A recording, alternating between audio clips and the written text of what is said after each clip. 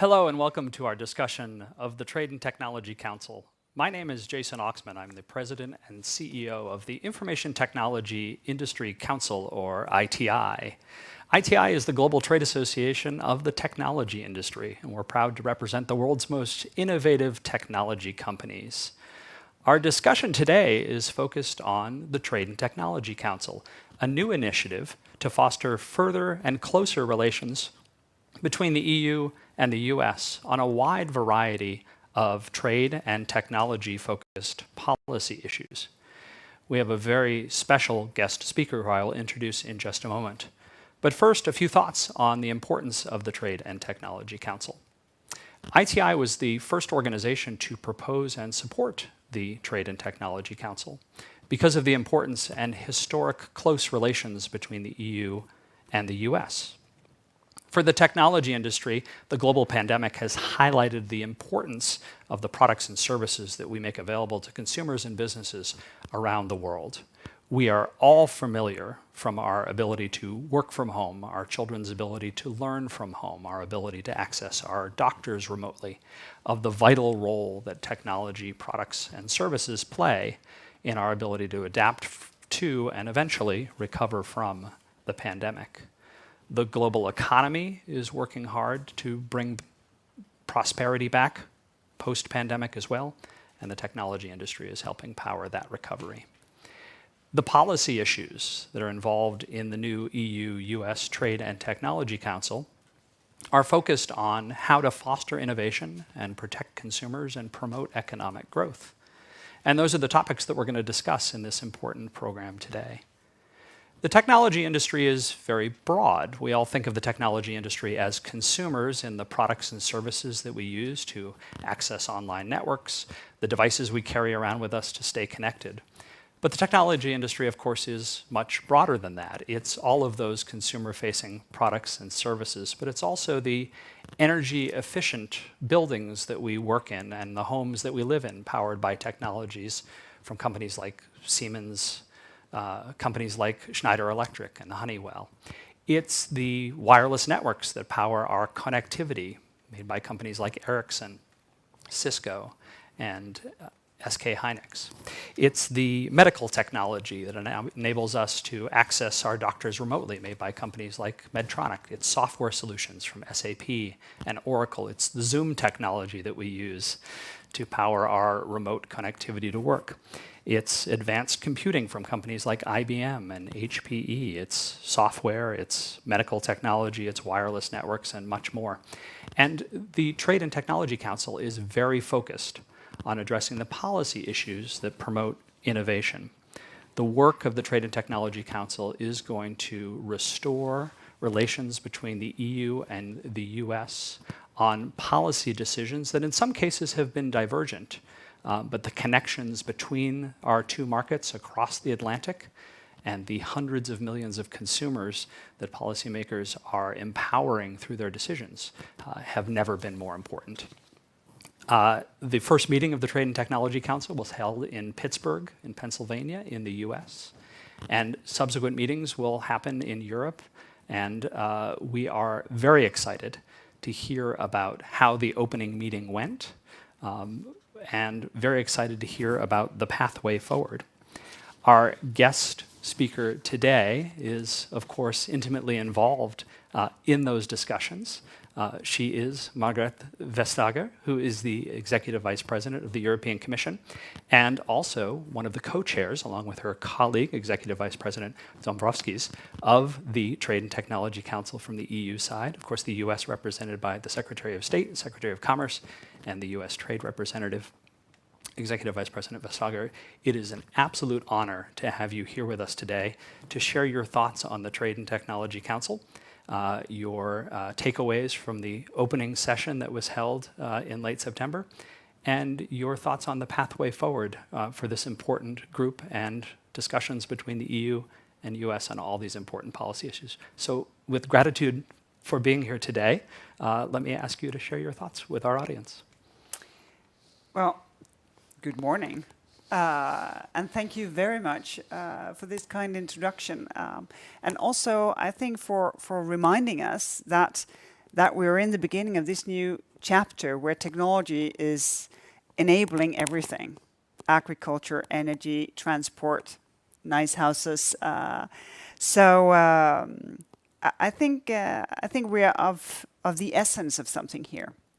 But at the same time, if we go to the poles, our Western world, so not only Europe but also the U.S., I think maybe we could say that we're in a 1/3 political crisis.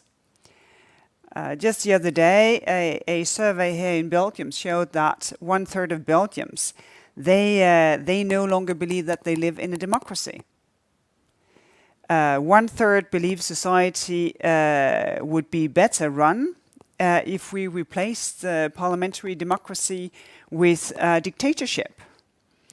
And in case you think that this is just Belgium, I must disappoint you, because 1/3 is also the proportion of Americans who did not trust the results of the recent presidential election. Meanwhile, in France, 1/3 is also the proportion of people under 30 who would be happy for their country to become a military dictatorship. For me, and I hope for all of you, these polls, they serve as a wake-up call for politicians, for media, for civil society. It's a call to action for all of us who believe that the values that underpin a tolerant, a pluralist society. And I think we must work harder to reach this 1/3 of the population, especially when it concerns young people. And not just to reach them, but to listen and to address root causes, to show that their democracy deliver. And that is basically one of the things that the Trade and Technology Council is all about, to show that democracy can deliver. I think it's also a wake-up call for industry leaders in technology. There can be little doubt that trends in technology have an effect on the 1/3 political crisis. Obviously, and you just took us through it, digital connectivity has brought us enormous benefits, easing communication, helping us make it through the pandemic, growth, innovation, so many positives that comes from digitization. At the same time, recent developments have also confirmed that technology can have a deeply polarizing effect in our societies. Algorithms can push users to the extremes, widen political divisions, weaken our sense of a common humanity. The spread of disinformation has muddled the political debates and unfortunately become a tool of interference in political processes. So the obvious question is what to do about it. I think we begin to return to values, the core ideas that unites us. They have defined our civilization for hundreds of years. They have become the basis of our democracies. Maybe we have allowed ourselves actually to some degree to believe that we were by the end of history, a bit complacent, taking values for granted, a bit too much. And I think it's worth to reinstate and to show that not only do we believe in them, but we also deliver so that it's a real thing. And that, of course, be pluralism, democracy, equality, free and open markets, and of course the respect of the planet that we live on. And these are the values that have tied the EU and the US together for generations.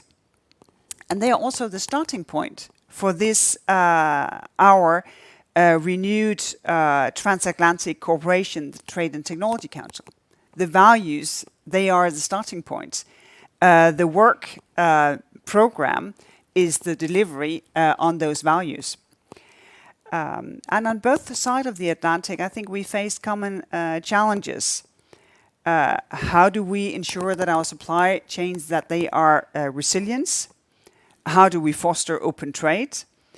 How do we benefit from technology while minimizing its harmful effect on our markets, on mental health, for that matter, really of fundamental importance.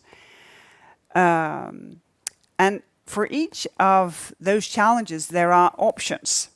There are different directions that we can choose to take. And by cooperating over the Atlantic, by building on the common values that we share, we can steer in the same direction. We can take advantage of shared interest, but without letting the currents of history sort of just sweep away what is our basics. The first meeting, as you say, in the Trade and Technology Council took place 2 weeks ago in Pittsburgh. I think a very well-chosen venue by our hosts, because the story of this city's transformation from being built on coal and steel, and a very important city when it comes to coal and steel, to a high-tech hub. I think that also expressed what the TTC is about. The European Union in itself is built on coal and steel, and now we're in the process of transforming it to be a digital hub, and societies making best use of technologies. And what I was struck by was the openness of our discussions, the sense of purpose, to combine our weight, to build a positive vision for democracies, to lead a global digital and transformation, and base that on shared values. Does not mean that we agree on everything. I can say that without saying too much. Some of our discussions, they revealed that. But this does not mean that this is not a good way of understanding each other better, build the trust necessary, and work through some of these difficult areas as well. And of course, the thing is that if you both want to do something easy and something difficult, you have to start on both things at the same time. Otherwise, you never get to difficult. Then you only take the easy part and then you give up. So this is our ambitious agenda ahead of our next meeting. We have designed 10 working groups that will deliver. And looking at what was possible from June till September by the working groups, I was really impressed by the work done. I think we can push this even further. Personally, one of the things I find most encouraging is the common approach to artificial intelligence, both in terms of the concrete principles where we have committed in developing together, but also while looking at the use cases that pose the highest risk to fundamental values, also enabling, vast amounts of use cases for artificial intelligence to be untouched by regulation, or to have a very, very light touch. Second result coming out of Pittsburgh was to work together on semiconductors, to understand the gaps and the vulnerabilities that has led to the undersupply that we have already. To work together to diversify, reduce strategic dependencies, and increase our respective security of supply, while hopefully at the same time avoiding a subsidy race. So to get best possible value for money when taxpayers' money will have to be invested.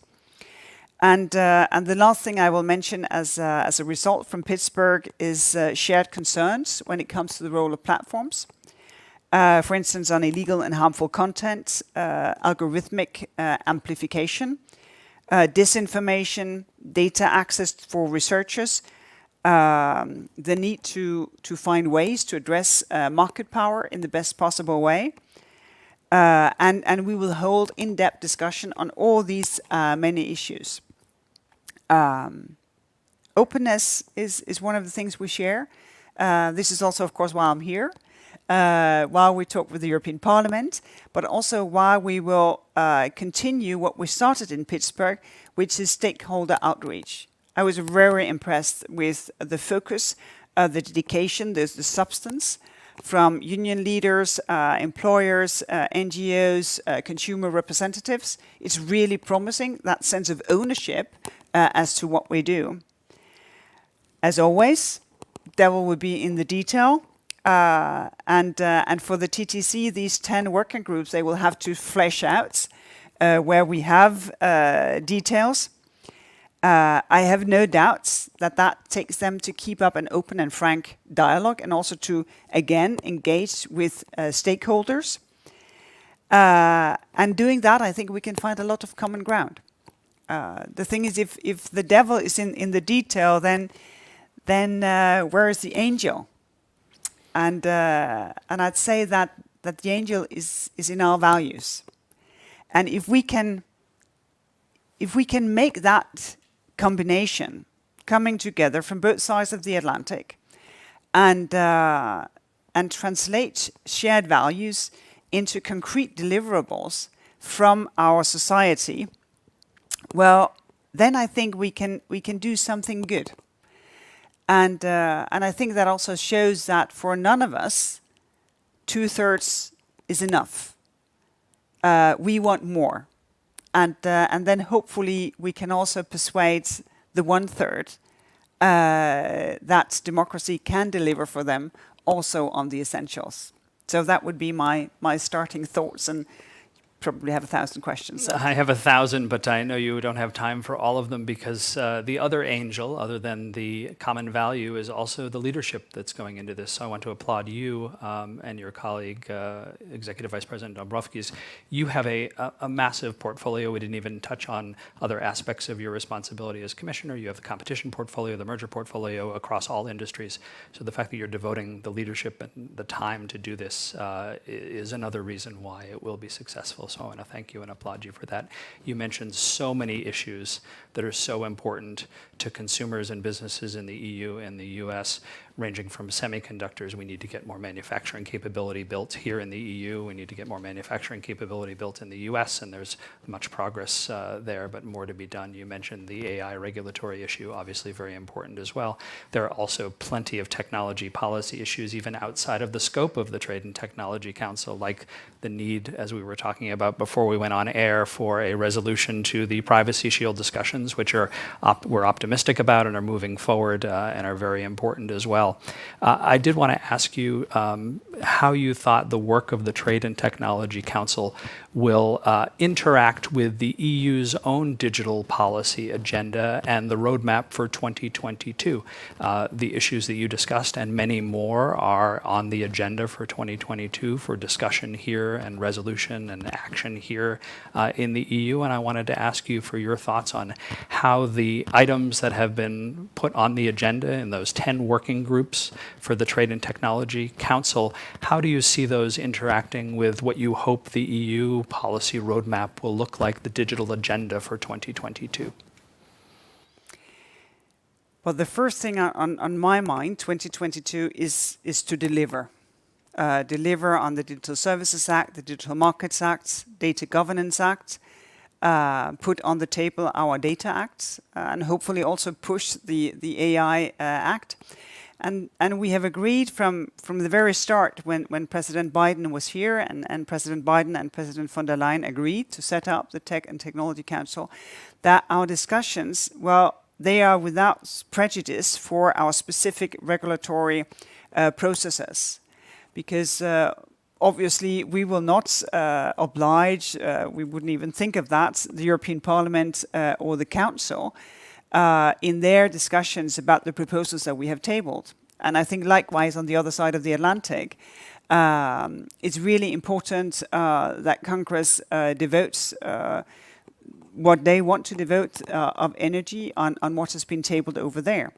But I think what we can achieve in discussing and agreeing on approaches to these things, that's while we have different regulatory processes, we have a different history, we have a different body of legislation, that to some degree there can be an alignment. And that alignment may also inspire the rest of the planet. Because when we did the GDPR, when European citizens got their first sort of real digital rights, I think Europe was way ahead of the curve. It has taken some time for other jurisdictions to catch up. It's happening now. It's a really good thing. When it comes to, for instance, the Digital Markets Act, Europe is ahead of the curve, but only with a fraction. If you look at some of the proposals tabled in Congress, you see that they more or less mirror what we would do in the Digital Markets Act. So in that respect, I think the Trade and Technology Council can have an effect outside of the Atlantic partnership. And the second thing is that the working groups can then help us put this into life. The working group on artificial intelligence will try to see if there can be made a measuring tool to say, well, how do we actually make sure that our demands on the use cases where there is a risk to fundamental values, that these are being upheld? Can we do something? Can we make a tool to make that happen? And I think that's a good token to show our approach, that we insist on delivering something that can be implemented. That is the key for this to be successful. And GDPR is such a great example. GDPR is probably the best example of how Europe has led the world. And as you alluded to, the United States has not yet been able to follow the European lead by adopting a federal privacy law, something that the United States should do, desperately needs to do. And in the interim, Europe has been and will remain an inspiration, I hope, for that kind of legislative activity in the United States. One of the reasons why I'm still puzzled that it doesn't happen is that the US has such a strong culture of the individual. From gun rights to the American dream, it's about the individual, that you should be respected. Your integrity, your dignity is so fundamental in the American society. And I would think that privacy would, completely fit hand in glove with that culture. So the Americans have their way of doing things, but for me that's a fundamental puzzle. You would know better and could tell me why it doesn't happen. I totally agree. I wish I could tell you why it doesn't happen. There's so much momentum for it, and we get these inspirational times where we think it's going to happen.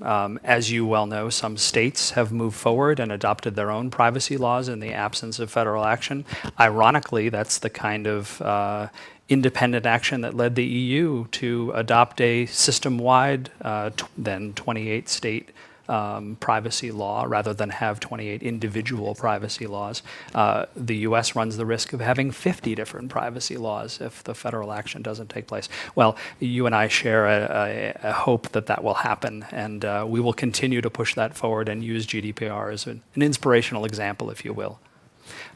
You were very generous with your time today and sharing your candid thoughts. I want to again thank you for your leadership and most importantly for your willingness to engage all constituencies, from industry to consumers to businesses to policymakers across the Atlantic, to make sure that European values and US values are shared in the adoption of technology policy decisions that help promote innovation and advance consumer well-being.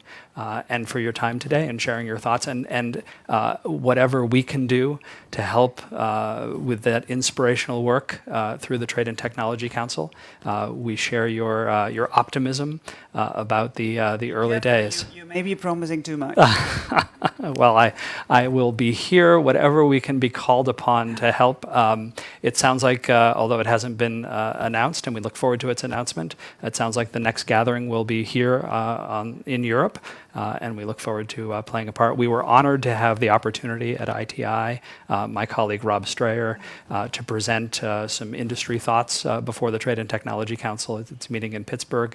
We hope to have that opportunity again. And again, we thank you for your leadership and for your willingness to share your thoughts with us today. Well, thank you very much for having me, and thank you for being part of this, because as I said, only with ownership in organizations, among employers, unions, consumers, the legislature, member states, only then will it come to life. And of the geopolitics of today, I think it's important that democracies come together.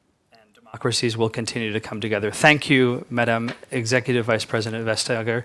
We will take a quick break while we transition to the panel. We'll have an opportunity for our audience to see a poll question that will come up. Please insert your poll answers in there as we set up for the panel discussion that will happen in just a few seconds.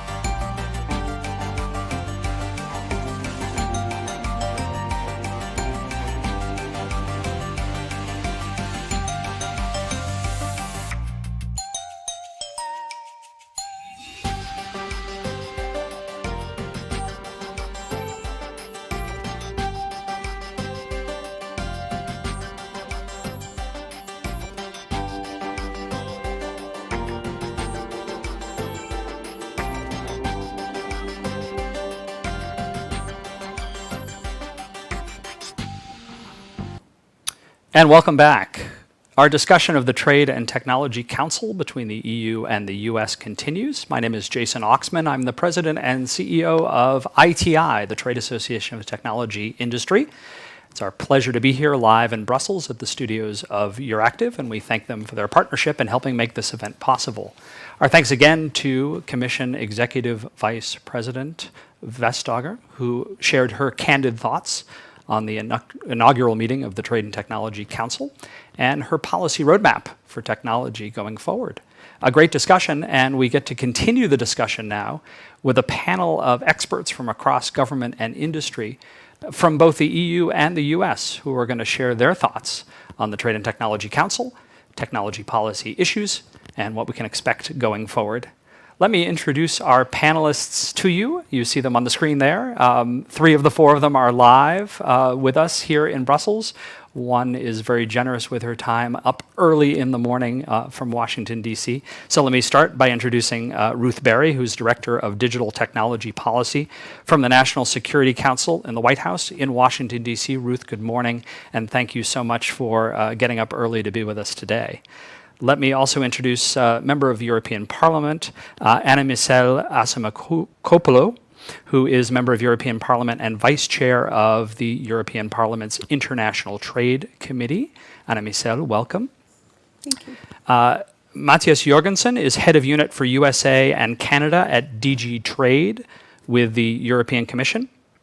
And Diane Mevis, in the middle, in between Anna-Michelle and Matthias, is from Cisco, an ITI member company. She is head of EU telecoms, sustainability, and trade policy for Cisco. Well, thank you all for being with us today.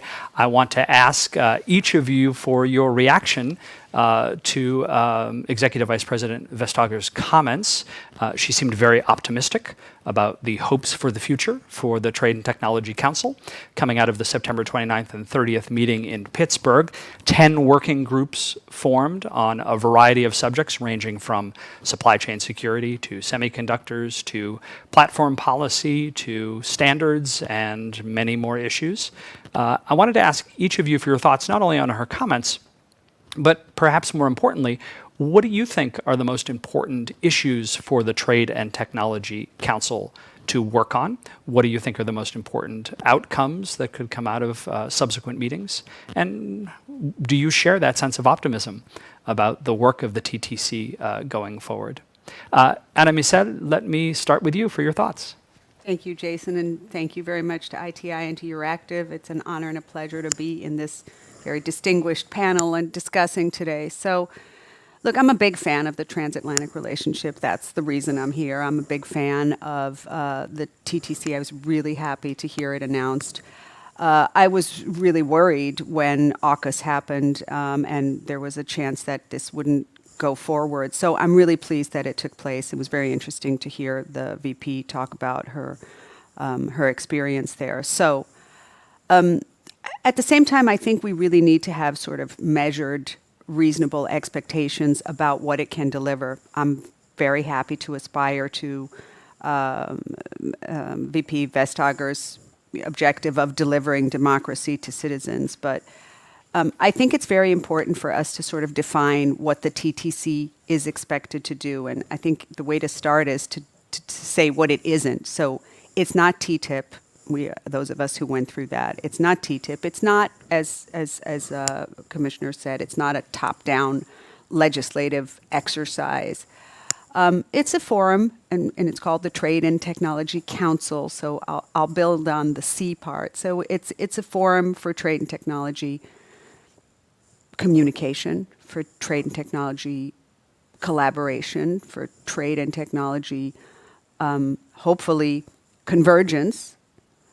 Maybe consensus on trade and technology, consensus on some issues. And I think, going through these concepts to avoid conflict, I think compatibility is the word I would choose. I heard the commissioner talk about alignment. I would say our long-term relationship, transatlantic relationship, relies on compatibility. And I agree with this approach to work on everything, difficult and simple at the same time. So what would be the priorities? I think the critical stuff. And clearly semiconductors is pretty critical right now. Stuff that we seem to be more compatible on is the approach, the value-based approach to AI, the human-centric approach, the risk-based approach. I think that's a place where we can have some real progress. And then, of course, there's, I've used every word that starts from C, and I'll call it non-market economy behavior because nobody wants to use the word China, which starts from Chi, but it doesn't matter if we use it or we don't use it. We need to deal with those trade issues as well. So I think that that's a good forum to do that as well. So I think I'll stop with that, Jason, as an opening comment. But I'm optimistic that this is a good way forward, and I'm optimistic that this is a good forum that can keep going when sometimes, politics get in the way of results. It's good to hear that sense of optimism. Matthias, you are from DG Trade here at the Commission in Brussels. You look after the US and Canada policy portfolio. And obviously, DG Trade has a strong role to play in those 10 working groups. Do you share that sense of optimism coming out of the first meeting of the TTC? Yes, I very much share that sense of optimism. I also share the importance that Vice President Vestager attaches to the forum, and that it took place so rapidly after the EU-US summit in June. I think when we look at how important this meeting was, I think we have to take a couple of issues in consideration. I maybe just want to highlight that. This is an incredibly important trade and investment relationship. It really is the biggest one in the world. So how it goes is of importance. It hasn't been without problems. And we are now, particularly in the last 4 years under the previous administration, I think a number of problems really came to a head, and there was a risk of drifting further apart.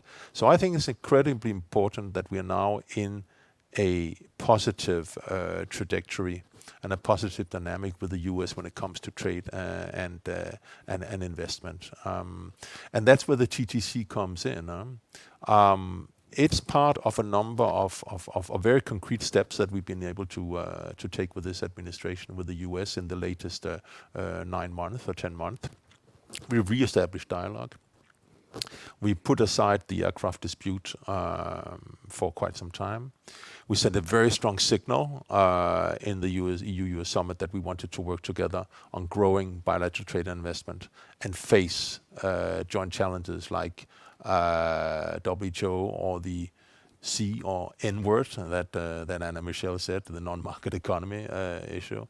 And we now have the Trade and Technology Council established with what I found is a very strong and solid structure. We're combining top-level political dynamism through the involvement of absolute top-level people from both sides. We have a strong technical working group structure, looking at a whole number of issues. And we also are very determined in getting stakeholders involved from both sides, and also getting stakeholders of all kinds together to give us input. Now, the challenge that we have in front of us is to deliver. It's always easy to have a first successful meeting. Now we have to get the work going, but I think we have the structures for that, and we in DG Trade are very excited, I would say, to continue to use the TTC to really continue this positive trajectory that we are on with the US, to let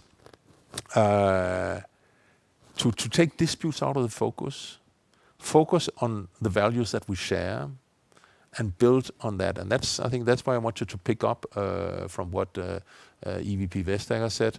There's so much, there are things that divide us, but there's so much that we share than what divides us. And I think we have a real possibility to build on that in the TTC, make our bilateral trade and investment stronger, strengthen the capacity of both EU firms and US firms around the world, and taking on some very difficult challenges. And that's what we're going to look at, for example, in the Working Group 10, where we're going to look at how to avoid trade barriers in services and goods in the area of new and emerging technologies. We're going also to look at environment and labor issues, and we're going to look at non-market economy issues. So we're trying to roll up our sleeves and get work started, even though it's just around, well, just two weeks since we had the summit. Terrific. Let's head across the Atlantic for the U.S. perspective. Ruth, you're at the National Security Council in the White House, but you've been engaged on international policy issues for a very long time. In fact, the last time you and I spoke at an event together was in Singapore, and you were at the State Department focused on coordinating international financial regulatory issues. Ruth, we have 2 votes of optimism coming out of the initial TTC meeting in Pittsburgh. And I wonder if you can share with us the U.S. government's perspective on that initial meeting and your sense of where we go from here. Thank you. Good morning. I'm glad to have this opportunity to speak here. I absolutely share the optimism that has been expressed by both EVP Vestager and the other panelists here today. I think several of the previous panelists pointed to something I think is really important, which is both the top-down political leadership and dynamicism at the top, with a very bottom-up approach where we're focused on technical experts on both sides of the Atlantic, looking across these range of important issues and determining how best we can work together to address some of those challenges. Before I had started my time at the National Security Council, I felt very strongly that one of the greatest challenges and opportunities was to get to a point where you can have US and EU compatibility or convergence or alignment on how we set the rules of the road for the 21st century when it comes to the development, the design, and the deployment of technologies that underpin so many important aspects of our lives. And I think doing so in a way that supports and reflects our democratic values, respect for human rights, respect for privacy, and also respect for workers, and diversity and inclusion. And so I think this is just an incredible opportunity, and it's great to see the momentum that built between the announcement of the council and the first meeting, with really a robust joint statement that I think laid out a huge number of areas where US and the EU see areas to work together. So I think what was announced as sort of some early deliverables or areas for collaboration in the terms of investment screening and export controls, artificial intelligence, semiconductor supply chains, and global trade challenges. Those are some of the areas that were most ripe for deliverables, but those are what I would say are not the only priorities. And as we take easy things and hard things at the same time, you'll start to see other issues sort of rise to the top in future events as sort of the key deliverables for that. As others have mentioned, there's been some strain in the relationship between the US and Europe. And this is an opportunity to focus on areas where we can converge and help rebuild the transatlantic relationship. But of course, there will continue to be areas where we disagree. And we will not shy away from having those conversations as well and building better understanding on both sides of the Atlantic, and how we can work together, even if we don't have the same approaches, if we at least have the same values and are coming at things from the same direction. And I think the last thing I'll say on this is, there are lots of issues bilaterally that are very important to discuss, but I also think it's very important for the US and Europe to figure out ways that we can work together to show global leadership on some of these important areas. And so I think that external focus is also a very important aspect of the Trade and Technology Council. Thanks. Thanks, Ruth. That's unanimous optimism on the government side. And let's go over to Diane now and see if the industry perspective brings that spirit of optimism as well. Diane, Cisco is obviously a globally known network equipment manufacturer and operator and systems and services that power the way we all communicate. So Cisco's perspective is obviously enormously valuable here. I wonder if you can tell us, from industry's perspective, your takeaways from the Trade and Technology Council and what you're hoping that they will take on successfully as they move forward.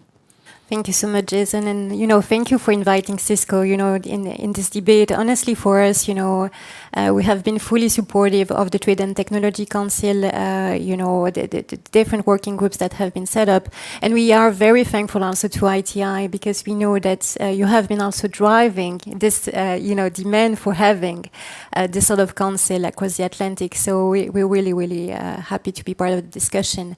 So coming back to the keynote of Margarethe Vestager, I think one thing that I really liked in her speech was this share of purpose, that she mentioned. And I think, for a company like Cisco, we really want to be part of that. We really want to make sure that, as a company who has roots in California, but, our value are so profoundly actually European. We want to make sure that we participate to the discussion, that we build the future that will be digital, that will be green, that will be inclusive and secure. And for us, there are three main calls for action that are actually aligned with the different working groups that have been set up. The first one is really connectivity. And we have seen that, especially with the pandemic, we see that there's really something that the United States and the EU can do, notably when you look at the 3 billion plus people across the world that are still unconnected to the internet due to the lack of affordability, due to the lack of accessibility, or simply a lack of skills. And of course, the pandemic has broadened that. So here we really have something to do together, bringing the solutions, bringing the technologies, really building a bridge that will be something positive for the rest of the world. And then secondly, and of course with today's G20 Trade Minister meeting that is happening, and MC12 also just around the corner, of course we have to mention global trade challenges. The policymakers told us to not have our expectations too high. Obviously, as industry, we keep our hopes really high. So hopefully, we will meet somewhere in the middle at some point. But, recently for us, while before international trade was all about creating jobs, creating growth, also seeking efficiency, here it has been, about tariffs. It has been about supply chain disruption. It has been about new market barriers, for entering key markets. So what do we do about that? And sometimes we feel a bit powerless here. So we really hope that MC12, will bring some of the responses to those questions, and really also bring, some new impulse. This year is also the 25th anniversary of the WTO Information Technology Agreement. It has brought, tremendous benefits for customers and for industry alike. And now is actually the time to also broaden it and perhaps to have some sort of agreement on digital trade and e-commerce. But it's also the time to, and of course, we cannot speak about trade today without speaking about how we make trade greener and more sustainable. And here, of course, comes my third call for action on climate and environment. COP26 is now just a few weeks ahead. With the terrible fires and floods we had, in Europe and also in the United States during last summer, we really believe that COP26 will be a defining moment for world leaders. We have to take responsibility there. And at Cisco, we are so proud, that last month we announced that we will become net zero by 2040 for Scope 3, but also net zero for Scope 1 and 2 by 2025. And here, it's coming back to the share of purpose and the share of responsibility that we have. It's not only about how we improve our own carbon footprint, but also how we help other sectors, on this journey, how we make sure that they also become net zero. And very obviously, you know, for us, we are strong believers in this twin transition of green and digital, and we really want to be part of this discussion. I'll just stop here for the moment. Thanks, Diane. One of the issues that EVP Vestager mentioned is that the Trade and Technology Council is not a replacement for the legislative process, either in the US or in Europe. We're very lucky to have an actual legislator here with us. So I wanted to ask Member of European Parliament, Asima Kopoulou, for your thoughts on the legislative track that impacts the Trade and Technology Council. A lot of discussion about the EU-US relationship happening in the European Parliament.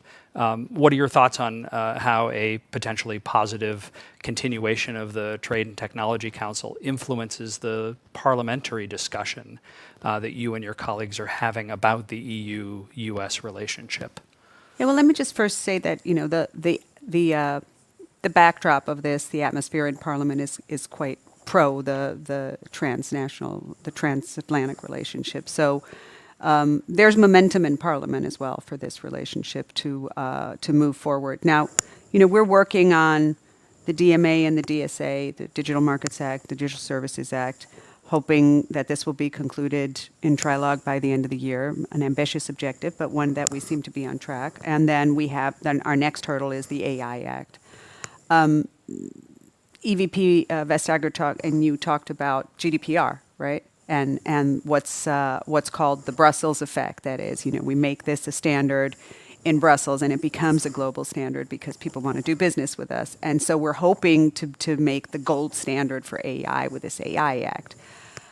These are all good objectives, and they certainly maybe can inspire our counterparts across the Atlantic to move forward in a more positive way. Although I do have to say, because I listened very carefully to, you know, your push for this Federal Privacy Act. You know, there's two sides to every coin, and you also want innovation. You want industry to be able to innovate. So, you know, we're always, even in Parliament, we're always in this delicate balancing act. I know Diane is shaking her head because she understands what I'm talking about. This delicate balancing act where, of course, we don't want to compromise on fundamental rights and values. And, you know, these are common values with the United States. But at the same time, look around us and, you know, there's other systems that are not democratic. And they're making leaps and bounds innovation-wise because of the rules. So we don't want to forget about industry and innovation and making sure that these rules allow them to make the progress they need in Europe and in the United States. That makes good sense.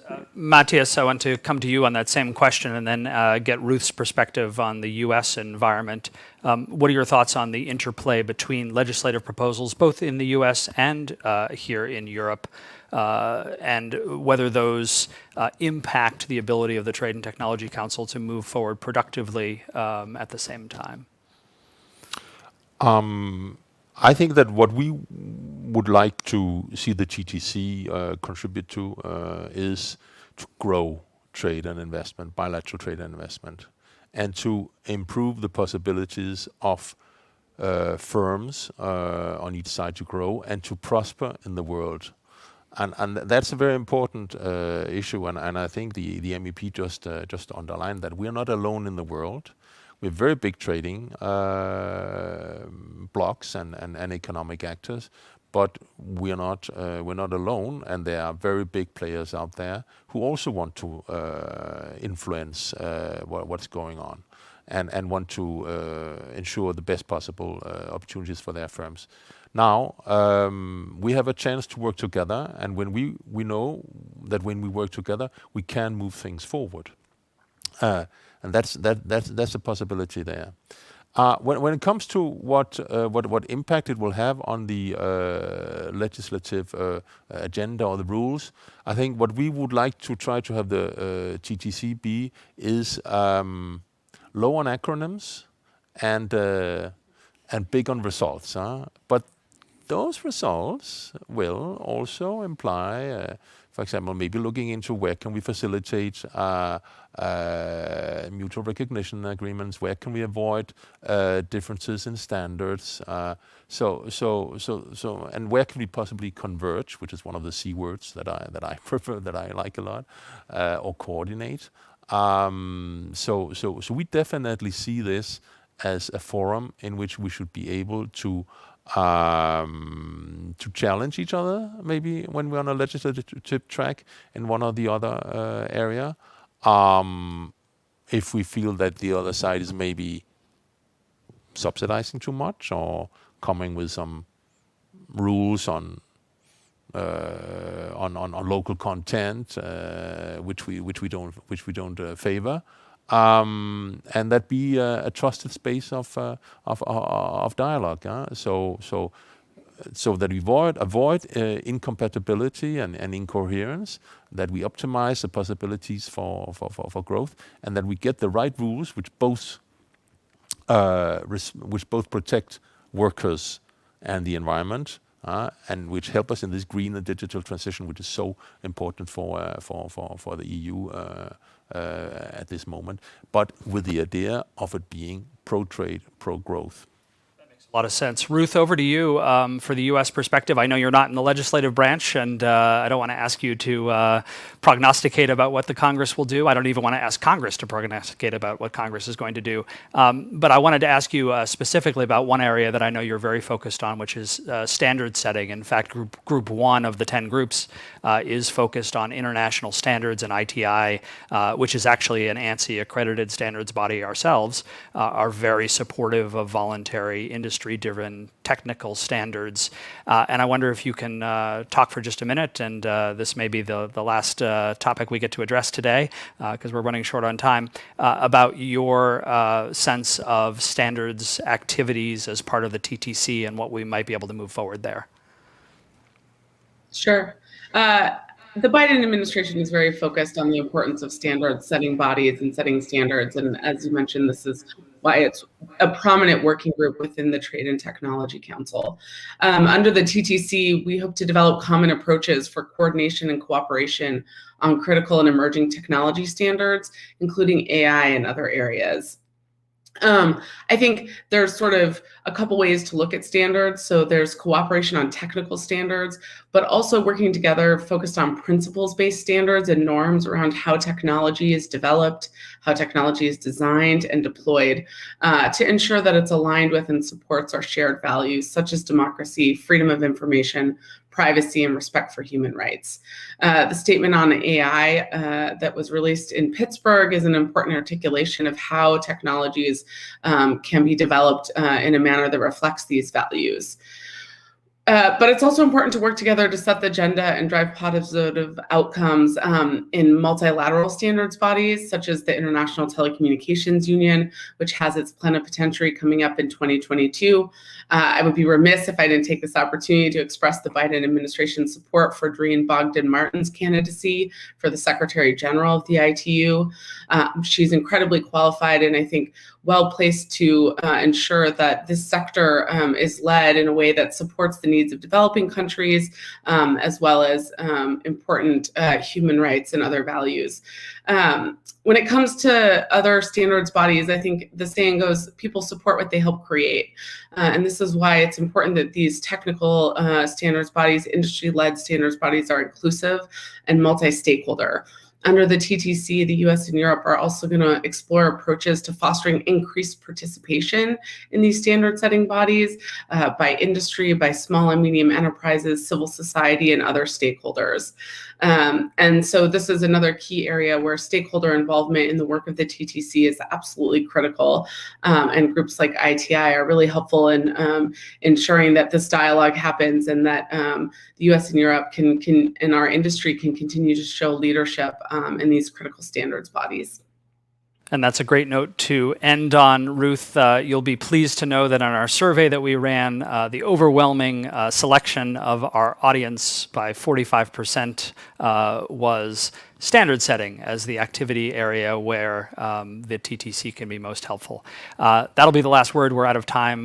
Let me thank Ruth and Anna Michel and Diane and Matthias for their excellent participation and discussion points here. And of course, thanks again to Executive Vice President Vestager. And thanks to all of you in the audience for joining us today. I'm Jason Oxman on behalf of ITI, the Trade Association of the Technology Industry. We are grateful to all of you for your engagement and support of the work of the Trade and Technology Council and the partnership between government policymakers and industry to help advance these important technology policy discussions. Thanks again to our partners at Euractiv, and I wish you all a good day.